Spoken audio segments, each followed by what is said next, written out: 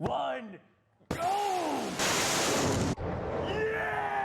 We begin this week with a pair of NASA missions from the Southern Hemisphere, starting with this one from the Australian Arnhem Space Centre. Local media report it was the first commercial rocket launch in Australia's history and NASA's first from a launch pad outside the U.S. The rocket carried equipment to observe the Alpha Centauri star system, which according to Equatorial Launch Australia can only happen from the Southern Hemisphere as it's visible year-round south of the equator.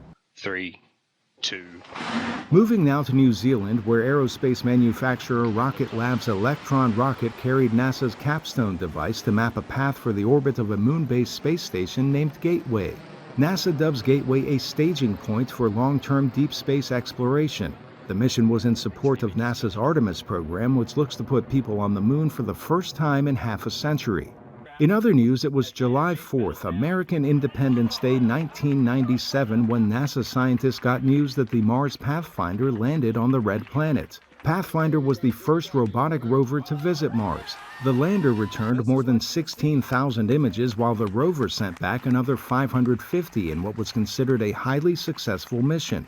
Meanwhile, at Europe's tallest active volcano, researchers test a new generation of rovers they hope to send to the moon. Scientists from the European Space Agency, or ESA, and the German Aerospace Center test the robots in harsh terrain with raging winds simulating the lunar surface while using the same type of technology that makes video game controllers rumble.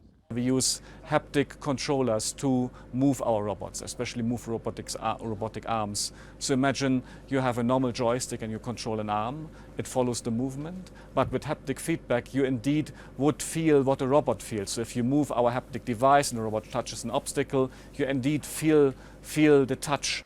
Something Kruger calls impossible without haptic feedback. Scientists say controlling rovers from NASA's Gateway, the long-term exploration staging point we mentioned earlier, means less of a delay between input and rover, opening the door to new research not possible when controlling a rover from Earth. The team on Mount Etna says it's more likely robots, not humans, are the future of space research. Finally, this week, private spaceflight company Virgin Orbit launched U.S. Department of Defense satellites from the Mojave Desert in California. A modified Boeing 747 jumbo jet took off in the night and released its payload over the Pacific Ocean northwest of Los Angeles.